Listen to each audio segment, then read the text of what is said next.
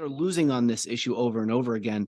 Vice President Kamala Harris filed the paperwork in Columbia, South Carolina this morning for President Biden to appear on the state's primary ballot on February 3rd. The Democrats have moved South Carolina to the first contest in selecting the nominee, supplanting Iowa. The state helped the Biden-Harris ticket win in 2020. A federal judge in Florida is giving former President Trump's lawyers more time to file motions defending him from charges that he concealed and withheld classified documents.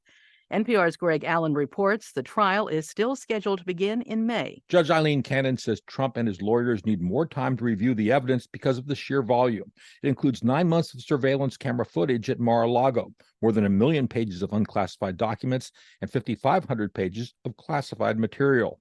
She also says the court cannot ignore 2 other trials Trump is facing, the January 6th insurrection case and felony charges related to hush money paid to porn star Stormy Daniels, both of which are currently set to begin in March. Cannon, a Trump appointee, says for now she's not changing the May 20th start date of the trial, but she left open the possibility that it could be rescheduled at a later date. Greg Allen, NPR News, Miami. This is NPR News from Washington. A few hours shy of a strike deadline this morning, the union that represents Las Vegas hotel workers reached a tentative agreement with Wynn Resorts. The Culinary Workers Union had reached agreements with Caesars Entertainment and MGM International earlier this week. Yvette Fernandez with member station KNPR has more. Negotiations stalled for months over the union's demands for enhanced safety measures, like providing more panic buttons for guest room attendants. The union also fought for severance packages in the case of job elimination due to new technology like artificial intelligence. Spokesperson Ted Papageorge said workers and employers both had to compromise. We were able to get to $2,000 per year for every year work and 6 months payments on health care and pension. And the workers accepted those terms. 35,000 union workers will continue to work under the terms of the current contract until members officially ratify the agreements in the next 10 days. For NPR News, I'm Yvette Fernandez in Las Vegas. The union, representing Hollywood actors, dancers, and other performers, is expected to provide details later today on the agreement it reached this week with the major studios and streamers, ending a 4-month strike. SAG-AFTRA calls it a $1 billion deal with pay raises and protections from the threat of artificial intelligence. Some NPR employees are members of SAG-AFTRA, but not under this contract. Stocks gained ground today. At last check, the Dow was up 320 points, the S&P up 59 points. I'm Nora Rahm, NPR News in Washington. Support for NPR comes from NPR stations. Other contributors include Dataiku, a platform for everyday AI, dedicated to helping teams move beyond the lab to build generative AI applications at enterprise scale. Dataiku.com. Welcome to Friday. Welcome to KUOW's Week in Review. I'm Bill Radke. As the name implies, we review the week. What happened? We break it down. What does it mean? I gather some of my favorite local journalists together. Today, that means the Stranger staff writer, Vivian McCall. Welcome back, Vivian. Good morning. Thank you for having me. Puget Sound Business Journal tech reporter, Alex Halverson. Welcome back. Thanks for having me, Bill. KUOW politics reporter. We're going to lean on you for a while here, politics reporter David Hyde. Thanks, Bill. Thanks for coming. By the way, we're putting the show up on YouTube and Facebook. Just search KUOW Public Radio, and you can watch the show. So, as I say, elections were held across Washington. Voting ended on Tuesday. The results are changing somewhat day by day because the ballots are still being counted. So, politics reporter David Hyde, what should we know as of now, Friday at noon? What's going on with these election results? So progressive candidate Alex Hudson has just conceded. This is Seattle City Council. Seattle City Council race. This is for District 3, which includes Capitol Hill and the central area. Mm-hmm. Alex Hudson has just conceded to Bruce Harrell-backed Joy Hollingsworth in that race. Beyond that, this is the former Shamasawant seat for those outside of Seattle. That's true. Yeah. So a seat change either way, but a more centrist candidate now replacing by far the most left candidate in Seattle, if not the entire country, on city races anyway. Mm-hmm. Beyond that, the results that you see now on the King County elections website, I'm told, should pretty much hold. We don't know that. The results aren't all in, but that's kind of what the math is now suggesting, except for District 2, that's South Seattle. This is Tammy Morales' seat, and she is just behind challenger Tanya Wu and may well catch up. I mean, it's on sort of a razor's edge in that race. If she does do that, Morales will end up certainly being the most left candidate on the 2024 City Council. Okay, so overall, I'm going to get to the rest of our panel, but because the main media storyline I've seen this week has been that the more centrist Democrats, we can talk about labels in a little bit, but that the more moderate or centrist Democrats won in the Seattle City Council. How accurate is that? Yeah, that's accurate. And if we could talk about messaging for just a minute, the other storyline that you're hearing is that these candidates ran and won on messages about crime, concerns about public safety. My impression of that from talking to voters and then talking to some of these more centrist candidates is that we shouldn't read too much into that. And by that, I mean, when you talk to somebody at the ballot drop box, they kind of say, in sometimes sort of an embarrassed tone, I'm a little freaked out about public safety and I want something to happen about that. And sometimes in the next breath, they'll say, but I want to get at root causes and that sort of thing. So it's not like Seattle suddenly turned into Midland, Texas overnight, right? The 8% of people here voted for Trump in the last election. And I think you hear that also in the messages coming out of these more centrist or whatever you want to call it candidates, where it's like, hire more cops. But at the same time, they say, at least, we want to invest more in public health, meaning mental health, drug addiction, those kinds of things. And so it's very much in that kind of establishment Democratic tradition, and that dual-fold approach seems to be, the sweet spot this year with voters, amplified, of course, by a boatload of independent expenditures and PAC spending, and mostly from the real estate industry. But still, that seems like what's happened. Right. And I think, something else here is that, it's not Midland, Texas. I can tell you, I lived in Texas for much of my life. Do you know Midland? I'm familiar. You're confirming that. Yes. But, the solutions that they're posing aren't necessarily as realistic as a lot of people think that they are. They're saying we want to hire 1,400 cops. Well, those cops may not exist because we have a national cop shortage. And we want to have those cops arrest people who are using drugs and throw them in overflowing jails into treatment programs that don't exist. This is something that we kind of learned in our SCCB meetings, that a lot of the solutions that the strangers election control board. Yes, that the solutions that they're proposing were not necessarily this like common sense thing, because we don't have really the infrastructure that to handle any of these problems. So we're moving from what you would say the voters' message is or isn't to what the practical effects of this election are. Right, exactly. And I think a lot of people, they are going to the ballot box and they're worried about public safety. Sure. That's also kind of a base instinct. And I think that those are kind of conservative impulses, even if people think that I'm voting like blue here. Well, what's the effect going to be on the people who are most impacted by the policies that they're going to pass? Perhaps really vulnerable people. Alex? Yeah, the public safety thing is really interesting to me because it's a really easy buzz phrase. I mean, politicians have used it forever, local, state, national elections. One thing you hear a lot from the business community is they want like really swift economic recovery, especially like in the downtown core, Pioneer Square, the areas around the downtown core. So one thing about these candidates that I'm really interested in is they were campaigning on being the pragmatic, results-based candidates. You heard that a lot. I think Danny Weston even put that in his column. Seattle's favoring results-based candidates. The cart is a little before the horse now because of that. So I'm just wondering, David, from the politics side, do you see more scrutiny on this city council for the next year or so to get things done more quickly? Or is that side of the political spectrum going to be able to wave it off? Oh, the mayor's not letting us do this. So blank isn't letting us do this. Yeah, there's going to be scrutiny right away from the stranger, which just essentially lost this election. In a lot of ways, there's going to be scrutiny. There already is scrutiny, right?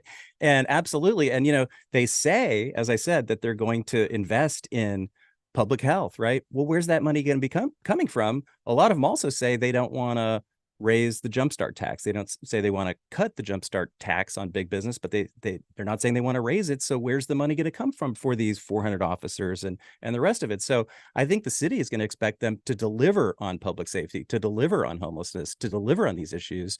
And it's an open question, like, what are they going to do? They say they're going to also make cuts, but, we're going to see, really how pragmatic and progressive this new government is. By pretty overwhelmingly approving the affordable housing levy, which voters also did this week in Seattle, is that going to take financial pressure off the city to the point where the city can be more progressive on these other issues, or are they unconnected?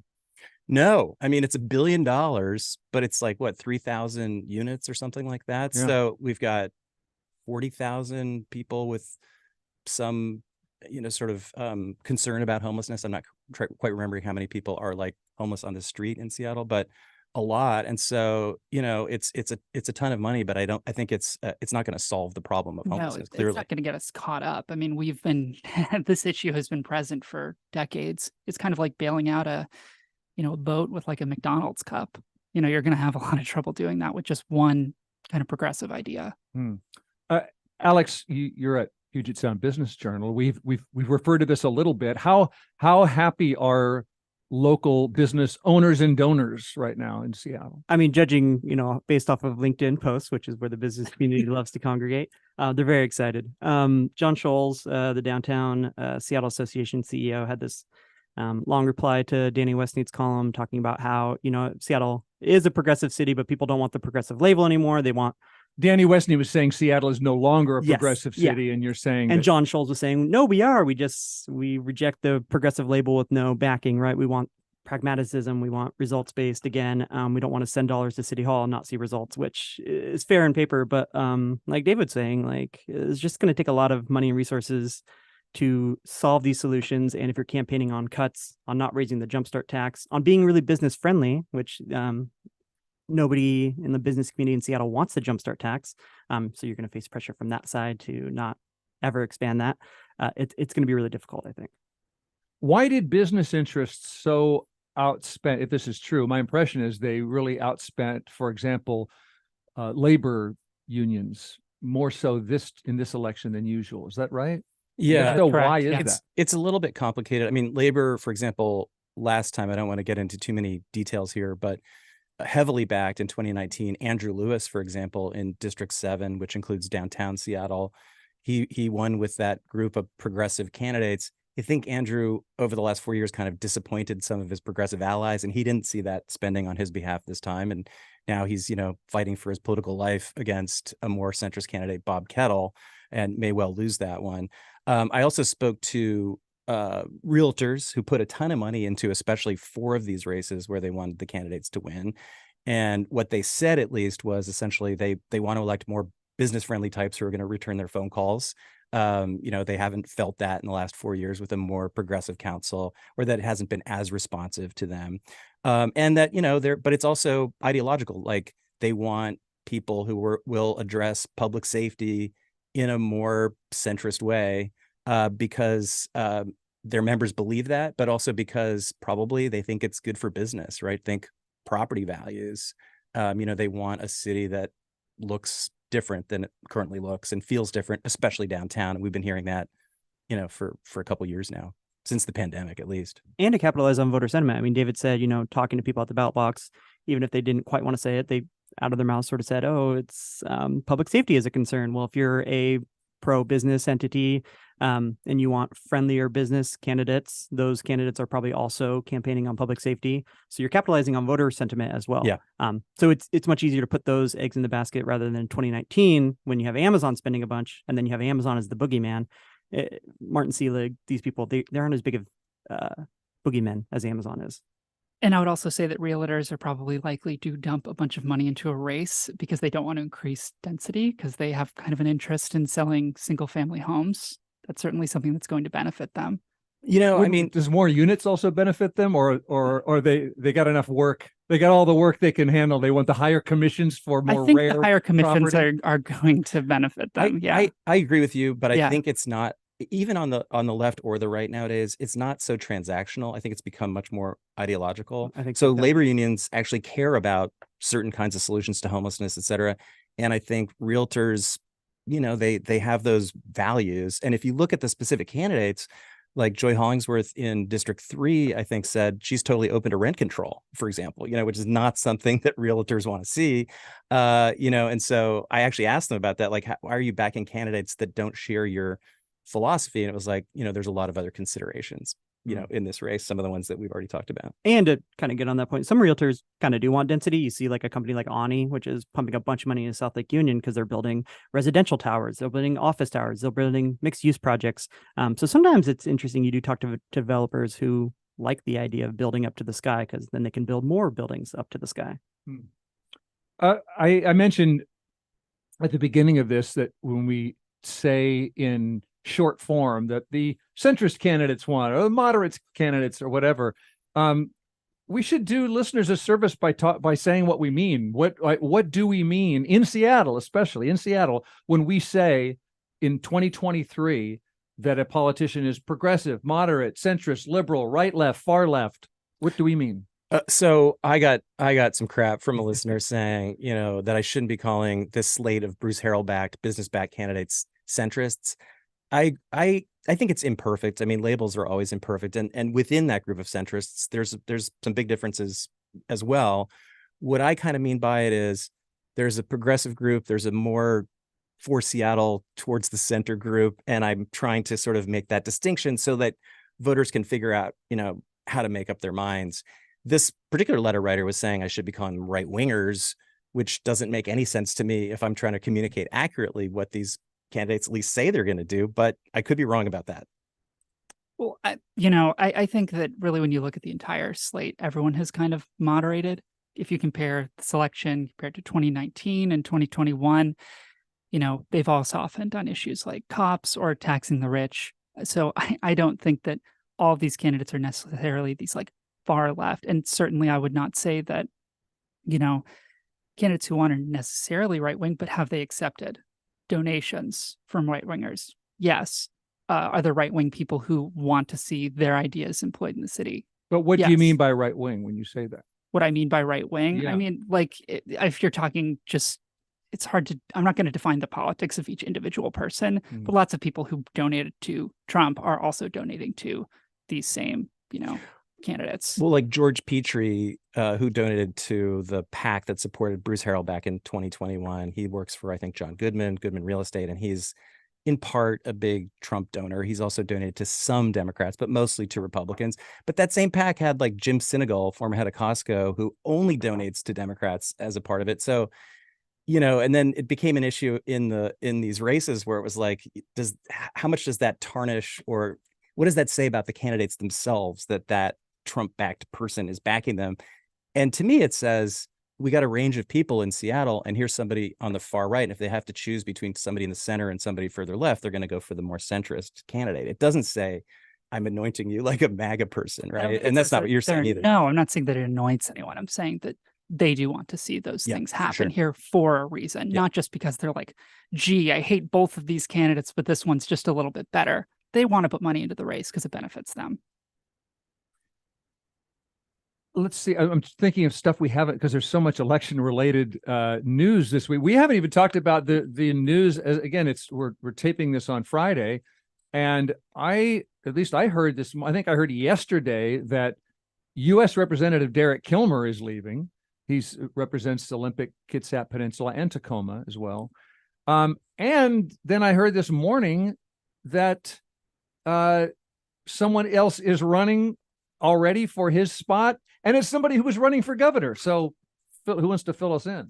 Derek Kilmer, he represented the district I grew up in, which is part of Kitsap County. Grew up in Port Angeles, and it was, I think, a surprise announcement. David, I don't know if you follow politics. I'm always surprised. But Derek was always viewed as someone who's in politics for the right reason, right? He was a Democrat, but he focused on rural issues because there's a lot of rural parts of that district, and So now he said he's out, and it doesn't look like he's returning to public office. That's not at least what his He wants to statement. spend time with his family. Yes. Wow. Yeah. That now- is surprising. Never heard that before. Yeah. So now if we can figure out where Hillary Franz lives, we'll nail down, how she's going to run for that district. And Yeah, we need to catch people up. Hillary Franz, who's the state public lands commissioner and is one of the best known candidates for governor, is no longer running for governor. And what's the import of that?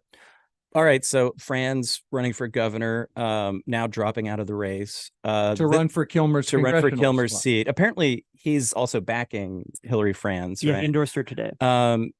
She says she's running on issues like climate change, inflation, abortion, which is going to be a huge issue for Democrats, in 2024, just like it was in 2022. So the question is, what about that race? But how does it affect this governor's race? And Jim Bruner's got a great story in the Seattle Times about this. Obviously, Bob Ferguson, you'd think would be kind of happy because he's a Democrat and she's out of the way. He's our state attorney general and the front runner currently for to succeed Governor Inslee, who is leaving. The presumed front runner. Yeah, he's got the most money. Okay. We've also got former Congressman Dave Reichert, Republican, running. So that's the big name there. Some lesser known candidates on the Republican side. But what Bruner's analysis suggests is that the big issue here is that this affects Mark Mullet, a Democrat who was kind of running in the same more moderate Democrat lane as Hillary Franz. Now this is going to open up the spigots, the floodgates for Mullet to be able to raise more money and present a challenge for Bob Ferguson, which you kind of think like, how is Mark Mullet ever going to beat Bob Ferguson in Washington State? But what might happen is remember, we have top two primary. So what if it's Mullet and Ferguson in the general election that Reichert doesn't get through? Yeah, it doesn't have to be one Democrat and one Republican. Yeah, we could have two Democrats. And so at that point, then all the Republicans end up voting for Mark Mullet and, maybe it's a real race. Okay. Anything to add to that? Covered it. We haven't mentioned, I found it interesting that in Tacoma, the renters' bill of rights is virtually even. I think it's pulled ahead by like 400 votes. Is that significant, Vivian? I think that that's totally significant. I think that it really shows that, more lefty politics are not really just going to happen in larger cities, and they really follow where workers are, where people who will benefit from these policies most are, who want to see these things happen in their cities. I think that Seattle is often labeled as like the progressive city, but I really think that Tacoma is one where they've really started to do things very right in the last few years. And I think that Tacoma is a really interesting city to watch. When you brought up this point in our notes that let me just fill I want to get there. I just want to tell listeners who are saying, what's a renter's bill of rights? I'm going to summarize it. This bans evictions during winter and the school year. It requires landlords to give tenants more notice of a rent increase. And if a tenant wants to move out because of it, rather than pay a rent increase, the landlord has to pay part of their relocation cost. And again, I don't know whether this will pass or not, but it's very, very close. It's doing well. And it's slightly pulled ahead. Well, and if realtors won in Seattle, they may not have won down in Tacoma. Yeah, you brought this up in your notes that progressives and maybe some left-leaning people, especially in the working class, are getting pushed out of Seattle more and more. And Tacoma is, for now, cheaper than Seattle, much cheaper. So you just have a lot of that class moving down south to there, right? It's close enough to Seattle. They can commute to Seattle. They can work in the region, but you're getting much more of that working and progressive middle class. Final thing, election related that we haven't discussed at all, which may be okay. I'm not sure how much it really matters, but the ballot counting was slowed down. I don't know if it still is or if it's back up to speed, but there was a pause. There were some evacuations because in King and Pierce and Skagit and Spokane, I'll let the Skagit County spokesperson, Jen Rogers, tell you about a worker who made a discovery there. She just barely peeked inside and she saw that there was a powder. So she immediately bagged up the envelope with the powder inside. It didn't dump out anywhere, and she reported it to the authorities, and they evacuated the office. White powder in envelopes went to those places. The envelopes tested positive for trace amounts of fentanyl. They got, at least King and Spokane got similar envelopes in August. And in at least one case, the bulk of the powder was baking soda. What else should we say about what this means? Well, There were these letters that came with these envelopes, and I don't want to say who sent them. It's, unclear, though I report on the far right quite a lot. That's kind of my area.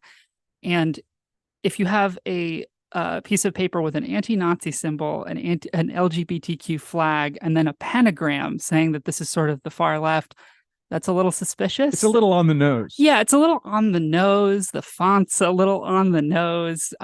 So I think, Daniel Walters at Investigate West said it really well, where he said the letter didn't pass the ideological Turing test, which I think says it all. The penagram's a bit much. The pentagram is kind of, it's wild. And the message said, Doesn't everybody use the pentagram? What? Oh yeah, of course. The printed message was, end elections now. Stop giving power to the right that they don't have. We are in charge now, and there is no more need for them. Yes. And also, I think the idea that fentanyl is going to cause an immediate overdose is also an idea that's a little more popular on the right. That has no basis in reality. It doesn't happen. Yeah. And by the way, it wasn't just us. Some of these letters arrived other places in the country. Right. And in Atlanta, the Georgia Secretary of State said some people like to call fentanyl a drug, but it's actually poison. It will kill you very quickly and very easily. Now, Brad Raffensperger he lost his son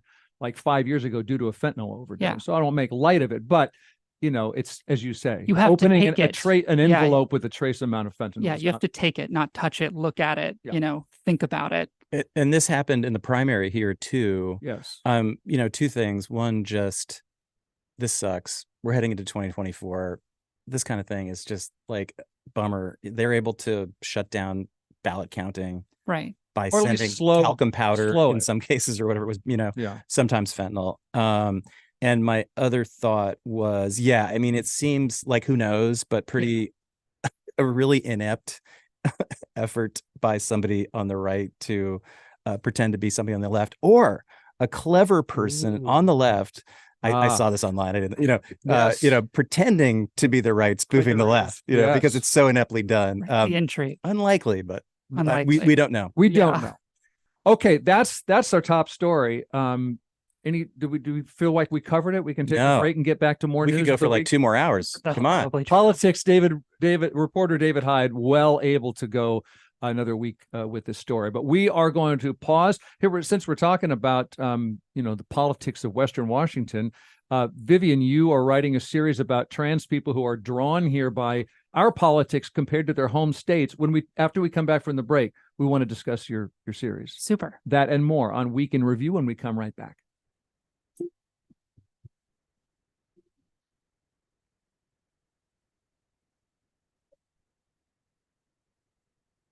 Support for KUOW comes from Sound Painting Solutions, a full-service painting contractor serving Seattle and the East Side for over 10 years, specializing in residential interior and exterior painting and carpentry services. More at soundpaintingsolutions.com. Hi, I'm author Lindy West. And I'm democracy policy expert Megan Hatcher-Mays. We're the hosts of the new podcast, Text Me Back. Every week, we'll talk about the news and all the other bananas things we text each other. Think of us as your podcast besties, bringing you new episodes of Text Me Back every Thursday, wherever you get your podcasts. Support for KUOW comes from Sonergy Systems, an employee-owned company with over 2,000 solar installations in the Pacific Northwest. Sonergy Systems is dedicated to educating homeowners on alternative energy and providing site analysis. More information at solarmadesimple.com. You are listening, you might be watching on YouTube or Facebook, but you're surely listening to KUOW's Week in Review. I'm Bill Radke, and I'm with Puget Sound business journalist Alex Halverson, KUOW's David Hyde, The Strangers of Vivian McCall. And Vivian, as I say, you're writing a series about trans people who leave where they're from, come here. These folks are all different, of course, but are there common themes in the why and the how of this migration goes? Certainly. So to establish part of the reason that these people are leaving, you've probably likely heard of this. There have been hundreds of anti-trans bills that have passed in the United States this year. More than 500 have been introduced. I misspoke, not hundreds passed, hundreds introduced. there were a handful that passed, but the ones that did have really affected the way that people can live their lives in those states. Florida is a really good example. They passed a law that really restricts bathroom use in a pretty serious way, including in kind of all state government-owned buildings. Like, imagine how many buildings that is that you couldn't safely use the bathroom. And if somebody, figure of authority, asks you to leave and you don't, you can be charged with a misdemeanor. It is the most serious bathroom law in the United States. There are laws that are restricting the health care of children primarily in bans, and then de facto for adults, particularly low-income ones, because there are prohibitions on Medicaid spending, for example, being used for any sort of trans-related care, which is then, going to yank people off of their care who then have to go to other states, drive 7 hours to go get a vial of estrogen, for example.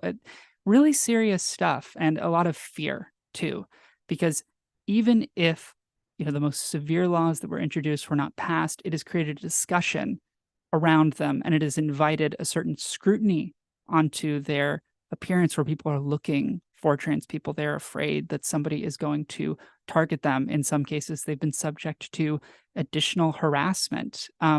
It's a huge weight. I mean, if you're not a transgender person, or you're not a person who's ever been directly targeted by a law, I mean, put yourself in the position of all of a sudden many state politicians saying that there's something wrong with you, there's something that's evil about you, like exact words, or in case of Florida, demons and imps in one lawmaker's case.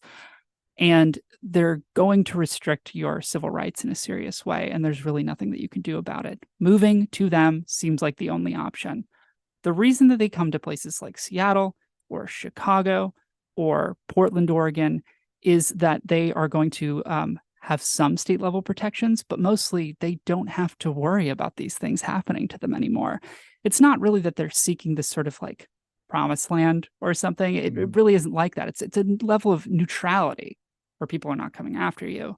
I've been talking to these people for a long time. I started in May and called them pretty often, kind of kept up with the developments as laws passed, as laws failed, as the seasons of their life have changed, as they have made these plans and succeeded in these plans. And they're all really impactful and deep narratives. And in some cases, they've come to Seattle. There's one trans man I talked to named Michael, who moved to Florida for a relationship that didn't quite work out, and did not know that Florida was passing all these anti-trans laws because he didn't live there. And then he had to get out very quickly. I talked to a woman who helped launch Artemis 1, which was the dry run for the moon mission next year. And she had to leave the state because of the bathroom laws and because she wasn't sure if she was going to be able to get her medications. That these are really profoundly affecting people's lives. And one theme that was easy to pick up is the theme of money, of whether who can come to Western Washington or any place else. Absolutely. Because, this is not a cheap place to live. And I think that's a wall that a lot of people are running into. Places that are going to be most safe for transgender people who statistically are more likely to be poor because of social discrimination are really expensive, mostly coastal cities. They don't have the money to begin with to move. And for most of them, if they didn't have a great job, and I've talked to a couple of people, next week I'm putting out a story about a really successful corporate employee who's made plans to move to Seattle, or working for NASA, working with NASA, pretty cool job, pretty good job. But if that's not you, if you're a college student, if you just have a regular minimum wage job, you got the luck of the draw. Like, maybe your fundraiser on GoFundMe went viral on Twitter because you had a friend who was sort of famous on Twitter. And if that's not you, or you don't have those social connections, you're stuck. But there is a kind of informal network of, I don't know if network is the word, but of fundraisers. That's a thing. Yes, that's totally a thing. It's kind of a cultural thing in the trans community. Mutual aid. Yes, mutual aid. I mean, there's kind of like a joke I've talked with my friends about, that it's kind of like trans people are passing around the same $5 because we don't have a lot of money, but there is this sort of cultural ethos of helping people out. You give what you can, you donate to fundraisers for people's surgeries, for their rent, if they're behind on that kind of thing. And we've seen a real transformation in the last year of people using that same service to get out. In Texas and Missouri, you had increases in LGBTQ fundraisers on GoFundMe in like the 225% increase from last June to this June range, or the first half of the year. And in Florida, it was over 1,700% increase in LGBTQ related fundraisers in Florida for the first half of 2022 compared to the first half of 2023, largely attributed to these laws. Vivian, where can listeners read your series? Well, you can read it at thestranger.com. The series is called Forced Out. So if you search that, there's 3 of them out, and there's another one coming out on Monday. Thanks, Vivian. Of course. Vivian McCall. We're reporting on some of the news of the week, and you can catch some of that series from previous weeks and this week, next week. And another topic I want to talk about is I would like you to take the lead on this, Alex Halverson from Puget Sound Business Journal, is this latest in Starbucks and its unions, because our local coffee company is increasing some pay and benefits for most of its hourly workers in the U.S., but not all of those benefits will go to unionized workers. Why is that, and can Starbucks do that? They can and they can't. It's really weird. There was an NLRB case, National Labor Relations Board. Yes, thank you. Where they said Starbucks violated, labor laws by doing this kind of stuff, and a judge ruled in the NLRB's favor. But Starbucks appealed it, and like all litigation, that's going to take a while. So in the meantime, Starbucks is going to keep doing this, which has kind of been their tactic. A colleague of mine, Joey Thompson, we did a story last year about the sort of anti-union, union avoidance, union busting tactics of 2 of Seattle's biggest companies, Starbucks and Amazon. And you have Amazon, which is spending millions of dollars on labor consultants to go to warehouses and talk to people about unionizing. We know where that goes. Starbucks isn't doing any of that. They're doing different tactics like shutting down stores, laying people off, all these things where they can couch it in, hey, that store wasn't performing well. And sometimes it's a good defense, right? They're closing down stores in cities which don't make a lot of money compared to stores like drive-thrus. They're laying off employees, but they can say, oh, those were employees who were showing up late or violating, terms of their employment. So what Starbucks is doing is just sort of flooding the NLRB with all of these complaints and lawsuits, and just waiting on this sort of, you can't get us for white collar crime because we're going to wrap you up in years of litigation, which is a big tactic by corporations. Amazon does it all the time. A bunch of companies do it. Starbucks is saying that that these benefits, some of them have to be negotiated with the union, and there's no labor agreement at these hundreds of 300 plus stores that are unionized. Yeah, because they're avoiding contracts with the unions, right? It's union avoidance is what one person put it in The Guardian a few months ago on Starbucks's part. And how legal is that? I mean, I know there was an NLRB administrative judge ruled against Starbucks on something that sounded similar to me a couple of months ago. I want to know, like, what can they, because if they don't unionize workers, they don't have a contract. If they were to walk out, could Starbucks run those stores with non-unionized workers? And if so, why would the company come to a labor agreement? I don't really understand. Well, that's what Starbucks is banking on. They're saying, okay, well, we'll just hire people who aren't unionized, and we'll bear the brunt of the scrutiny from NLRB. If this person files a complaint against us, well, we'll just wrap them up in litigation for 5-6 years, and we're going to kill the momentum of this union. Is sort of their tactic. Okay, and it's working. It seems like this has kind of been Starbucks's strategy from way back when. I mean, back in the 80s, I can remember friends of mine working for Starbucks down in Portland, and they paid a little bit more than other coffee shops, and there was benefits and that kind of thing. And so, and I was thinking that it reminded me of Henry Ford back in the teens when he started, making Model Ts. It was a big deal. He was paying people $5 a day, which back then meant they could afford to buy cars. Mm-hmm. You had people lining up outside the plant to, get these jobs and like fighting one another basically for them. But it also meant that Henry Ford could avoid unionization. So it's been a long time kind of corporate tactic to kind of sweeten the pot a little bit. And, the issue though was for those workers when the Depression hit, they were all basically thrown out of work. So we'll see how it works out in the long run for Starbucks and folks that work at Starbucks. And these laws and these federal agencies don't have a lot of teeth, going up against these giant corporations. The NLRB can tell you to stop something, they can fine you and everything. But at the end of the day, I mean, Starbucks is a massive company. Like, it's hard to go up against that, especially when they can just wait you out. which is what they're doing. Is there any indication that their behavior toward the union has affected their bottom line at all? They just had a good report, didn't they? Yeah, they had a pretty good report. Those things are, when companies are that big, that's always so sticky to get into what this causes of their bottom line, because there's so many different factors. I don't think so. No, would be my guess. Okay, another story before we take a break I want to get to is our state ferry system, which is jacked up. Boats are not on schedule, but at least you can go online and find out exactly where your boat is at any moment. Whoops, you can't, because somebody cyber attacked the website. What happened there? I didn't get into the full story, but yeah, it pretty much just shut down the WashDOT site, all of their live trackers. Traffic cams were down for a while. Their maps, their mobile app. I used to be a ferry commuter, so this would have been devastating in 2019 because you can track where the boat is, not only just the times. You can track when it's going to come in, when it's leaving. Yeah, the schedules doesn't do you a lot of good lately. No, especially with ferry shortages, crew shortages. It was not good. Why would somebody want to hack the ferry system?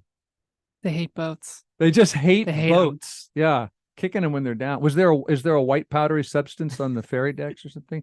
Also, ferry users would like to know, are things going to improve soon? Do you know whether there's any hope of more boats coming online or coming out of repairs or anything like that? I don't think so. The Seattle Times has had some pretty great coverage of this. The bottom line is they have no boats. Well, they have boats, but they need a lot more boats. They're losing boats, and they need money to get those boats. And people, right?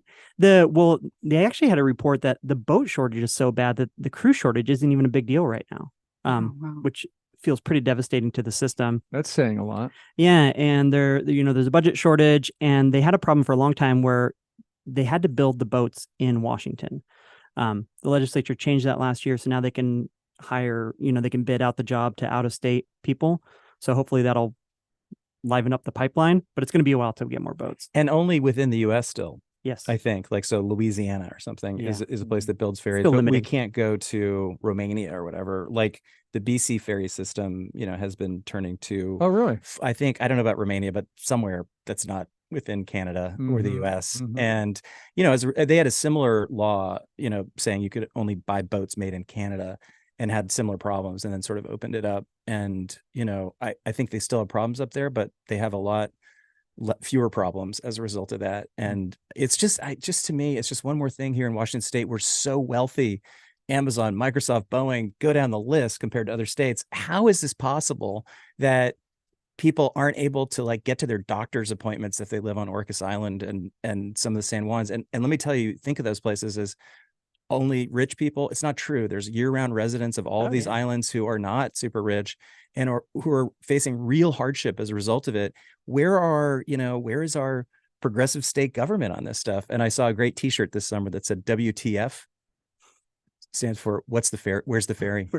What's the ferry? Where's the ferry? What's the ferry? Ferries aren't novelties here. They're major highways that a lot of people use throughout the region. So like you said, we have a lot of wealth and money here.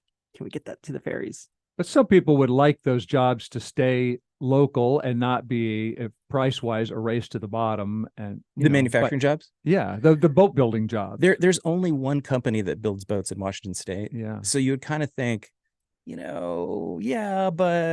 now they don't really want to build the electric boats apparently. So it just seems like bad decision making to me. But who am I to say? Do you know what the reason for that is? Why they don't want to build electric boats?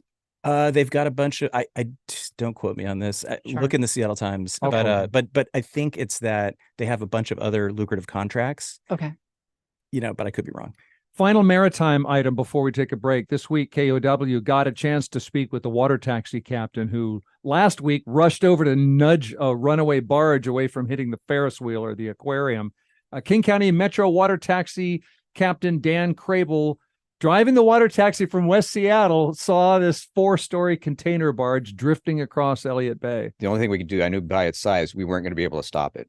It was just a matter of trying to steer it away from the waterfront. And so I basically used this boat as a tugboat in order to try to push on the bow and get it steered away from the waterfront. That is the Captain Sully superhero that the ferry system needs badly right now. So I was away last week, but I enjoyed that story. Shall we take a short break, come back, tell you a few more things that happened this week, leave you with something to smile about. Can we agree on that? Can we agree on that much? No. I mean, yes. Yes. We'll be right back.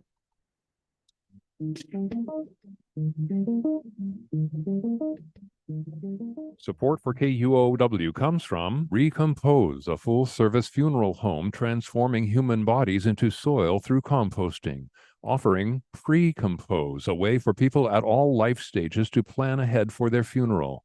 Learn about plan options and how it works at recompose.life/NPR.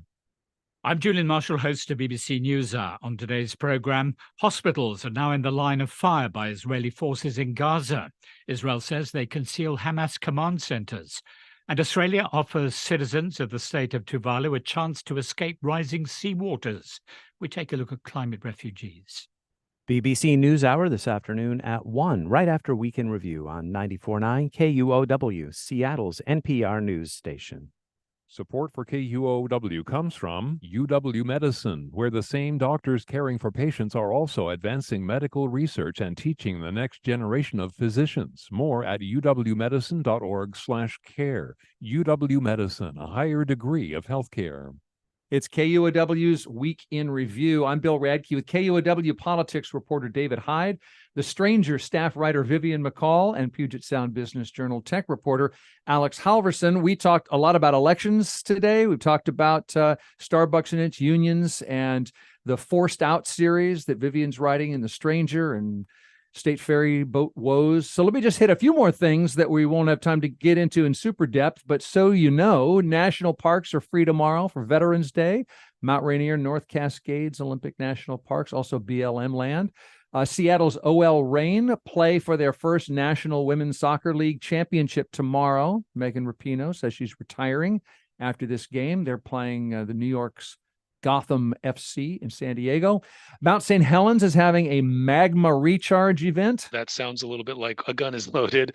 I hesitate to use that analogy, but it means that there is magma movement in the fractures and in the sort of metaphorical plumbing system under Mount St. Helens. State seismologist Harold Tobin there says that molten hot lava plumbing movement is causing an uptick in seismic activity, 400 plus tiny earthquakes under the mountains since midsummer. That's a lot more than usual, but Tobin says extra seismic activity doesn't always lead to eruptions. Not always. And there's no danger to the public currently. Not currently. Reassuring. Thank you. Awesome. Yeah. Another story. You remember the Horizon Air flight last month out of Everett with the off-duty pilot who was riding in the jump seat in the cockpit. He tried to turn the engines off, tried to open an emergency exit, ended up near the back of the plane asking to be zip tied. Horizon Air is owned by Alaska Airlines, and now those airlines are getting sued by some of the passengers. Attorneys in the lawsuit say the airlines haven't explained what safety measures they took before allowing Emerson to ride in the cockpit. They're calling on courts to award passengers unspecified monetary damages to make up for travel costs and emotional trauma.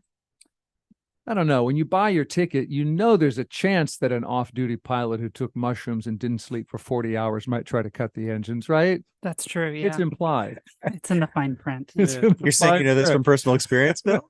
Who reads it, though? You just click through. Expedia has the disclaimer right here. Yeah. I think about this story a lot. It's very interesting to me.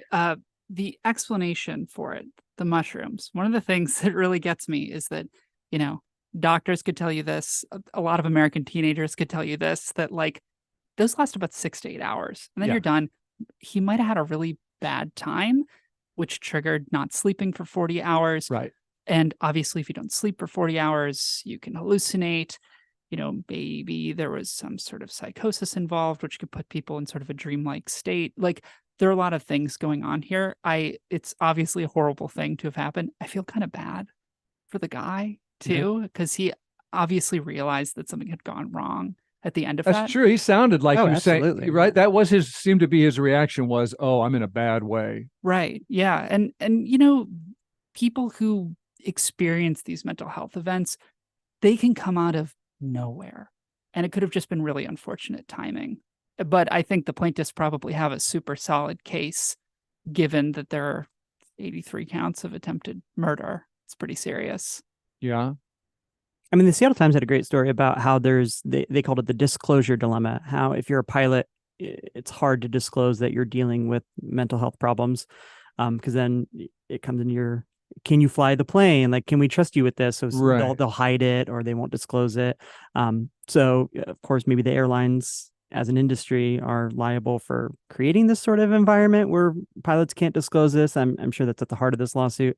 And also, I mean, he was working for them while he endangered lives. They're going to be liable. But you're saying that the very fact that they are trying to keep people who are struggling away from flying planes, that presumably would be something the average airline passenger would probably want. I mean, that's what makes it the dilemma. If you're a pilot, you don't want to lose your job by disclosing that you have mental health issues, but you might if you disclose it. And this wasn't microdosing. Yeah. Macrodosing, if you're dealing with mental health issues, is probably not a great idea. Although, as Vivian pointed out, this is not if he took mushrooms 2 days before, he said he did. I mean, he's the one who disclosed that he took mushrooms, but this was not a mushroom trip. As we understand how psychedelics. No, that would never happen. Yeah. Though, if somebody had a certain sort of chemical makeup, could it trigger? Right. It certainly seems like compounding factors. Yeah, it could be, but we really don't know. I just think, we obviously don't have a good culture set up to deal with these sort of things. And if somebody could lose their job because they're struggling, what is somebody going to do in that situation, even if they are someone who's responsible for, other lives? Like what business, what industry allows for that in this country to begin with? Where do we have any sort of system that allows people to say, hey, I'm struggling with this thing, and the presumption not to be that you were totally incapable of doing this job in perpetuity?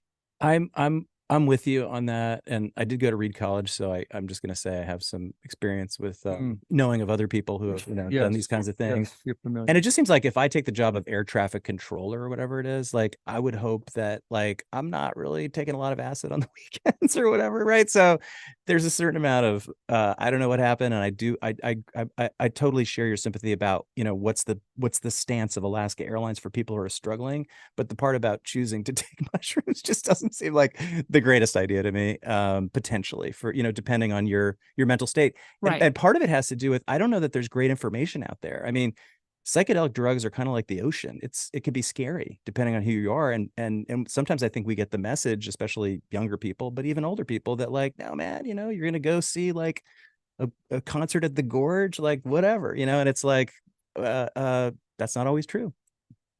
Well, we don't have aviation attorneys here, but what I don't yet understand about the lawsuit is it that would Alaska Airlines have to have done something especially wrong? Because they allow off-duty pilots in the jump seat, in the cockpit. That happens all the time. It's very common. Is it just because, well, if something goes wrong, you're liable because you're the airline, or do the passengers have to prove that they somehow did something that they promised they wouldn't do as an airline? I think you're liable as airlines. I mean, if you get hit by a city bus and the driver was drunk, the city's liable for that as well. But their claim is that the passengers' claim through the attorneys is that they suffered, I believe, emotional damage, whatever the term of art is. But, so the attorneys have to put that colorful language in there. Yeah, and I don't know what happened moment to moment, right? Eventually, he was in the passenger section, and I don't know what happened. But I guess I wondered if you had been on that plane, do you think you would join that lawsuit? What if you knew that if you won, you would get no money, only an apology? Would you join that lawsuit? Like, is it about them taking responsibility, or only if like, well, it really wasn't the airline's fault, but I could get paid, so I guess I'll sign on? I honestly don't know if I could answer that question. If it led to some of the positive results that you're sort of implying, then maybe, right? Like if it led these companies to take more responsibility for that's the figuring out real policies about this, where if somebody is struggling, this is what our answer is. Right. This is what they should do. And then maybe what is the screening process? That's something I don't know anything about. The article in the Seattle Times, it said, he passed a screening 3 months earlier that certified that he was good to fly. Things can change with somebody in 3 months. Yeah. And what is that process? Is it, really long? Is it complex? Is it asking really deep questions? Are pilots encouraged to be honest in that process? What happens if somebody answers, a question and they say, yes, I've been struggling with mental health, and then they lose their license? Mm-hmm. what would any person do in that situation? They don't want to lose their job. Well, we'll watch this class action lawsuit roll on. We are at the end of our show. We got less than 2 minutes, and I always want to leave listeners something to smile about. Was anything smile worthy for you this week, panel?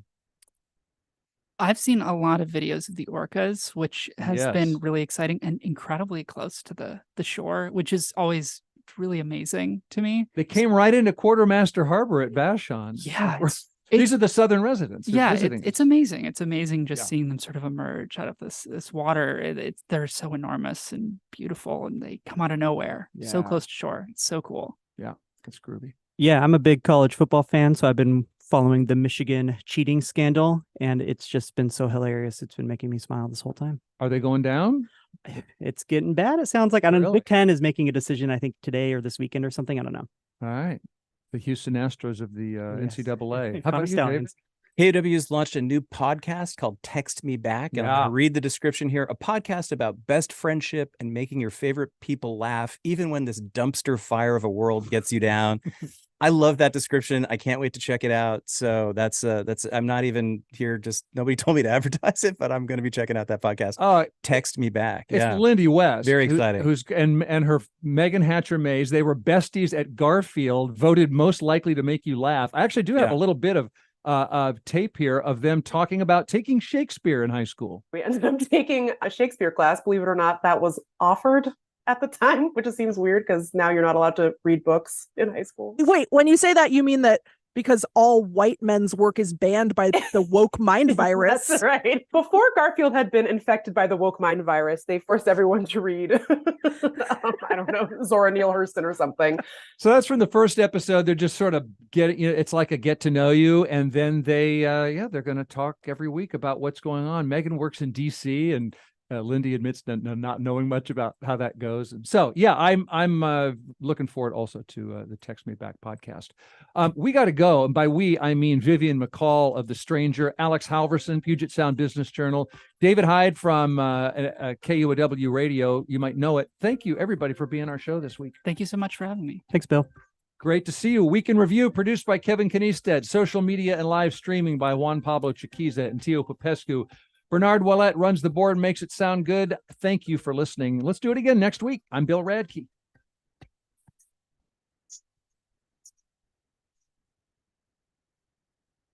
Support for KUOW comes from the Seattle Symphony's presentation of Sibelius Symphony No. 5, November 16th through the 18th at Benaroya Hall. Dalia Stasevska returns to